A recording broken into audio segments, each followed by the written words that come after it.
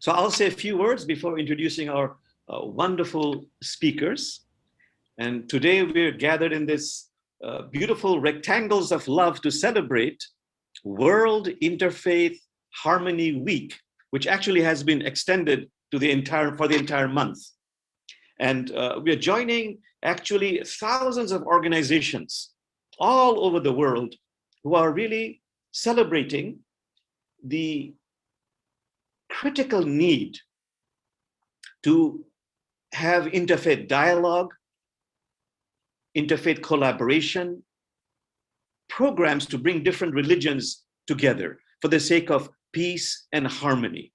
And this entire idea was first proposed in 2010 by King Abdullah of Jordan and Prince Ghazi in the United Nations. And immediately, in fact, the next month, the United Nations said, this is a great idea. Every February, let us celebrate World Interfaith Harmony Week. And I'm so proud to say that Interfaith Community Sanctuary has been actually celebrating this week ever since the inception of this program. And the whole idea is, let us do work that really is rooted in love of God and love of neighbor, or love of good and love of neighbor. So just a few words, a few stories. I love stories and metaphors. The story of this pious person who is so disturbed by the inhumanity, injustice, pain, and suffering all over the world. And she travels the world over, and finally she breaks down and gets on her knees and cries out, oh God, please do something, God, you're God, do something. And that night, God appears in a vision and says, beloved one, I did do something. I created you. So just be with that story. And a very important question is, what's the purpose of my existence? You know, we don't come to earth with a mission statement. We have holy books, but our holy books don't have footnotes. So we are in a state of confusion. You know, I love the words of Rumi. We arrive here a little bit tipsy. But over time, we realize, as all the traditions say, you know, they basically agree that we are here for two main reasons. One is to become a more complete, more developed human being, more Christ-like, Buddha-like, Allah-like, Elohim-like, Krishna-like. And the other half is to be of service to God's creation. This makes our soul feel happy, joyous. As the mystics say, Jamal, can you be a lamp, a lifeboat, or a ladder? Okay, another familiar story. The fictional mullah on a moonlit night is on one of his constitutional walks, and he happens to peer down into a well, and he's shocked because the moon has fallen into the well. He says, Sister Moon, fear not, I shall be of service to you. He runs home, gets a rope, ties a hook to it, he flings it inside the well, it catches something, he heaves and pulls, and he falls on his back and sees the moon restored to its proper domain. And he says, thank God I came along. You see, the untamed ego is not able to be of authentic service. Just be with that for a few moments. I love the simple Buddhist story of this rich, wealthy person who is so touched by the beauty of Buddhism, goes to the Buddhist master and says, oh master, I shall donate all my money. I'll give it to you for the cause, for the beauty of the movement. I shall give all my property, all the goods from my manufacturing industries. I'll do this, I'll do this. You know, this is, it's all yours. What is mine is all yours. And the teacher looks at the person very lovingly and says, son, keep the goods.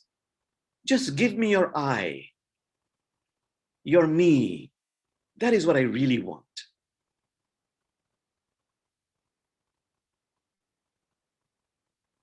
One more insight along these lines, we study Hinduism, and in Hinduism, there are 4 main ways to gain enlightenment. You become a yogi, yogini, and one way of gaining enlightenment is called karma yoga.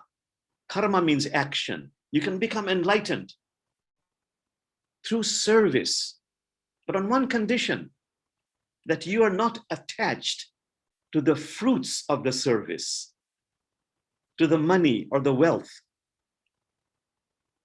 That's why the Hindus say, oh, son of Kunti, daughter of Kunti, make it an offering to me.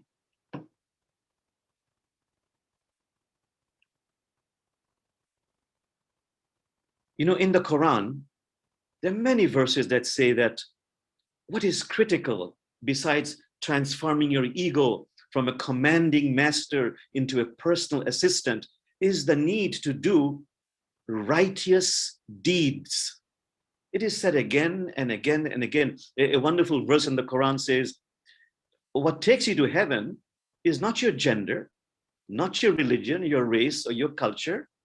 It's having faith in something higher than human personality, but mostly doing righteous deeds. I say mostly because this is repeated again and again and again. The Quran says if you want to give something, offer something, there are some gateways. One verse says, give freely of what you love. That's real giving. Another gateway, give to those who ask and to those who cannot ask, are not able to ask. And thirdly, give quietly, if possible. The Quran says this will atone for some of your wrongdoings.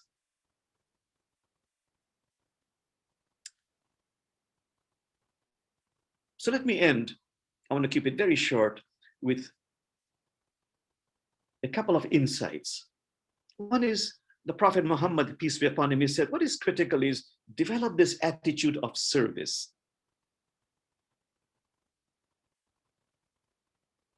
It'll serve you. You see, the insight is on the day I die, I'll have to leave my money and my titles behind in my palace.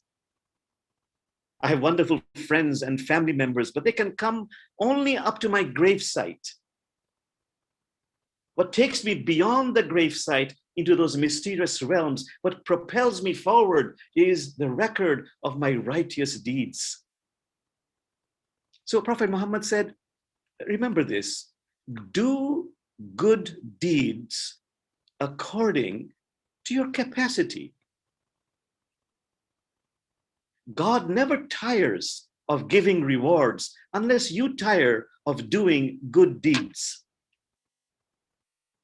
The good deeds most loved by God are the ones that are done regularly, no matter how small they are. Just be with that for a few moments. And the last thing I want to say is there's a very important verse in the Quran about service. It says, in your life, you'll come to a forking of the road. There'll be an easy path and there'll be a difficult path. And that is called, in the Quran, is called the steep incline, the steep ascent. And the Quran says, it'll address each one of us, say, Jamal, you did not climb that steep incline, you avoided it. And let me tell you what the steep incline is. Yes, it is about helping the indigent in the dust, helping the marginalized. But the most important one, the first one is, can you free a slave from bondage? I repeat, can you free a slave from bondage? It's not just literal, it's also metaphorical. Can you be of service that creates structural changes? Changes in your conditioned biases and prejudices of the other. helping those who are oppressed, who are marginalized, who are neglected, giving them opportunities in education, equal opportunities in education, healthcare, employment, creating structural changes. So I'm very happy to say that today we have 3 speakers who really who embody in their life, in their person, both that saying of the Prophet Muhammad, that attitude of service, and their heartfelt willingness, dedication to bring about structural changes in their own way, according to their capacity. So just be still for a few moments, and I'll introduce the speakers one by one. And the first one will be Sister Judy Sanderman. But just be still for a few seconds, and I just love to say, whatever has been said, whatever resonates, allow it to perfume your heart.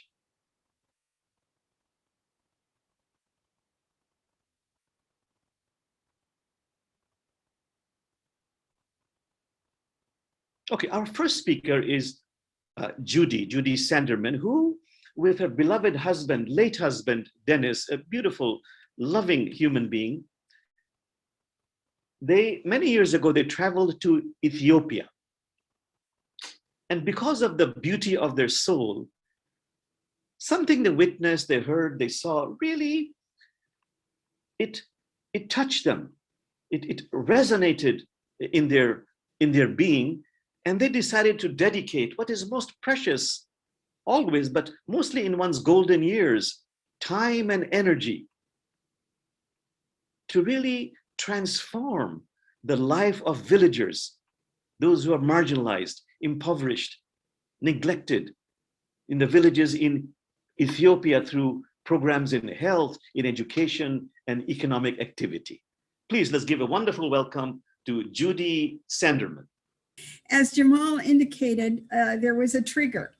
I'm going to start the story with what did we do with Project Ethiopia? What did we do? Then what did we learn? And then how did we get our courage? Okay, what did we do? In 2002, Dennis and I were tourists in Ethiopia, and we were going to give ballpoint pens to Ethiopian children, and we were told no. And that no stopped us from giving the pens, and that no triggered Project Ethiopia. Omoka Genetu was our tour guide, and he explained to us that we should give pens to the school to give to the children, so children would go to school. If we gave pens as tourists, children would seek out tourists to see what they could get. Oops, our first lesson that day in unintended consequences. We returned to Seattle and thought about Awoka's wisdom and decided we would write him, would you help boys and girls equally if we send you money?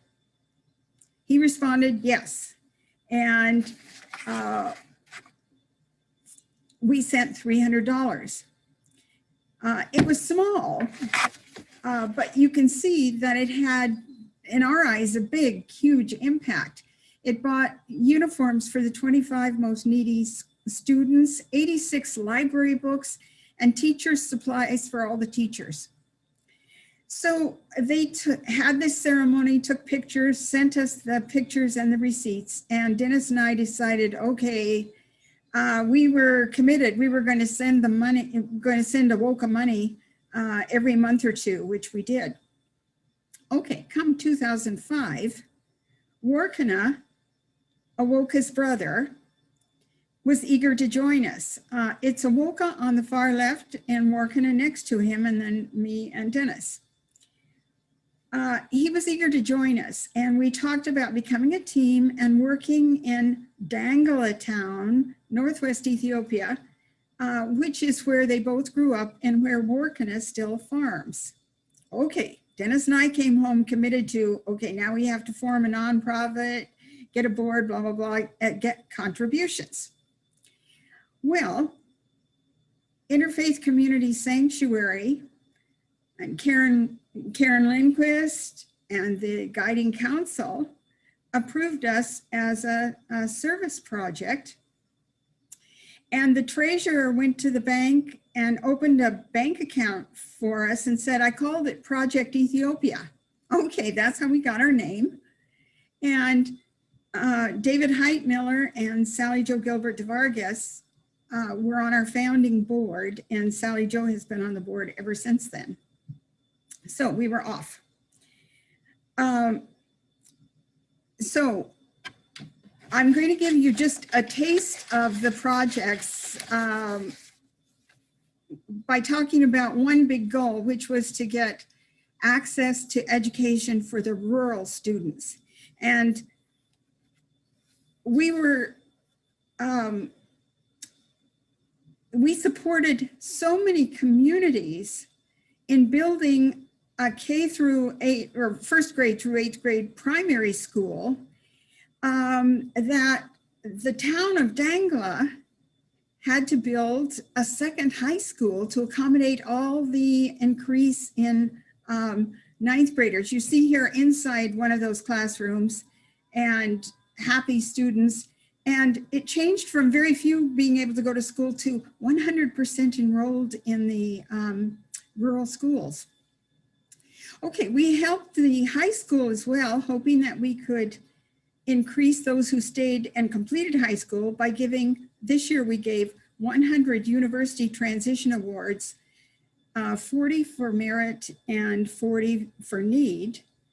And of all these university students, everyone has graduated or is on track to graduate. So it was a tremendous success. Okay, for all our other projects, I'll just list them. You saw the well, we dug wells.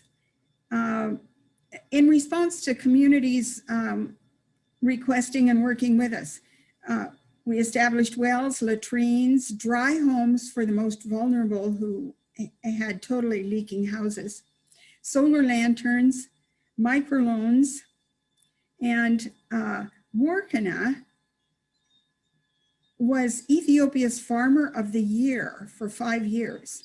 So he had expertise, and we founded farmers associations. We've got 7 of them right now spread out around the region.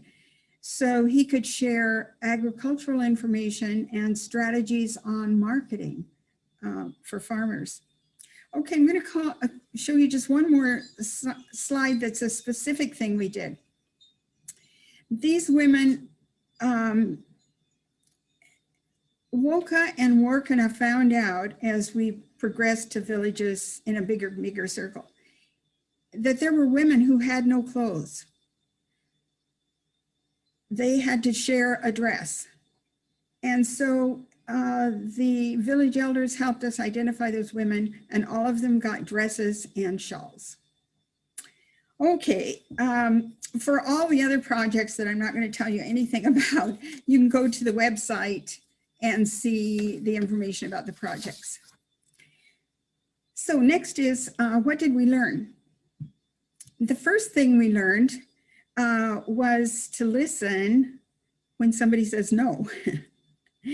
And so it turns out that local leadership, like we have with Awoka and Warkana, is the key for success, because then you don't do inappropriate things and no unintended consequences. Now, the next thing I'm going to tell you is our biggest strategy that brought success to the project. And that is that it's been done by neighbor helping neighbor with volunteerism. This evolved from work being done at the request of village elders and the community. They met to decide what their needs were, and then they volunteer to help. Awoka and Warkana even go to the community and ask for the show of hands so they know they have the volunteers. So these amazing volunteers, you can see here a school has been framed Project Ethiopia put on that roof. Project Ethiopia does the costly parts, but the villagers frame and mud the school. And this was the day the mudding was complete. And you can see everyone is so eager to be involved, they can hardly get to the wall to put the mud on. They are so joyful that their children couldn't go to school. And they have such pride and they feel ownership for these projects. So that volunteerism is our huge secret of success. Now, the other thing we do is we buy all materials and hire workers locally.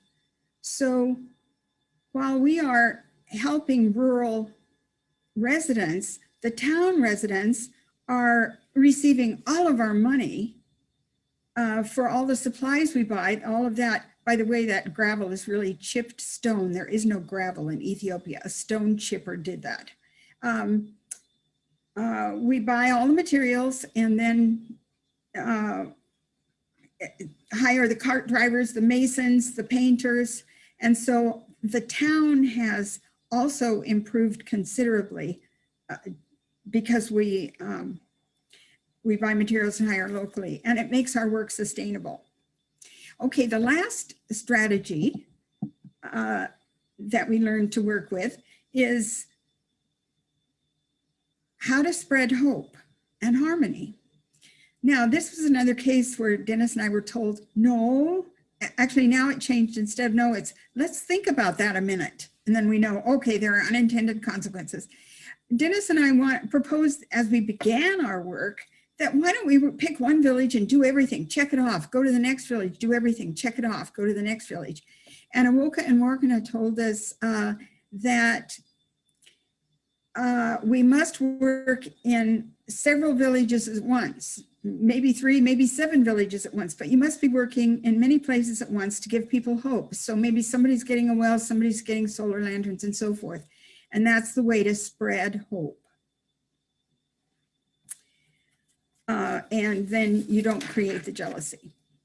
Okay, third part, where did we get the courage? And for those of you that don't know, the discernment for Interfaith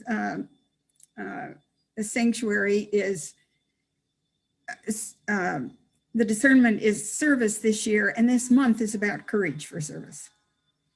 So, as you can imagine, because when you do things too, you're probably out of your comfort zone. You don't know, Dennis and I had never been on a board, we'd never been in a nonprofit, we hadn't sent money ever, even 300 to Ethiopia. So everything we did was out of our comfort zone.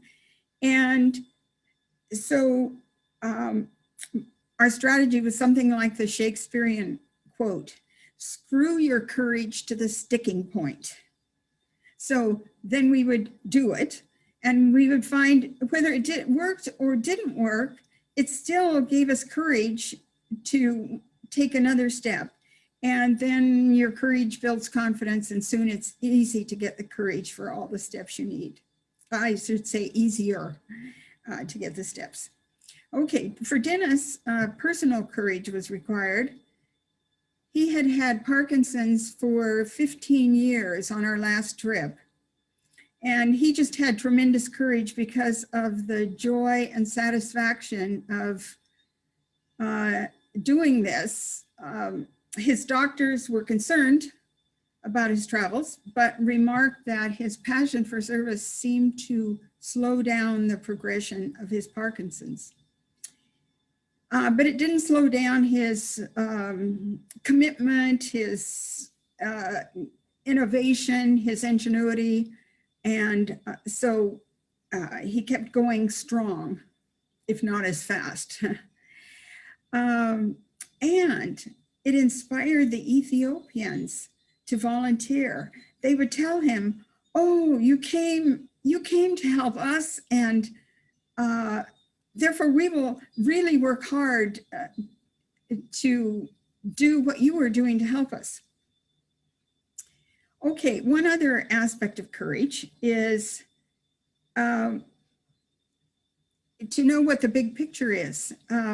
We didn't ever say, Oh, we're going to Ethiopia to alleviate poverty. You know, the goal is too big, but Awoken and Working It talked that way. And Dennis and I found that the Ethiopian proverb really is true. When spiders unite, they can tie up a lion. And then Workina would always add, even the lion of poverty. Okay, courage. I have to tell you, my definition of grace is unmerited divine assistance. And there have been hundreds and hundreds of instances that we exclaimed were lucky, unexpected, serendipitous, coincidental. And I think we had courage and have courage because of that divine assistance. So to conclude, I know that with courage, we can all, with community,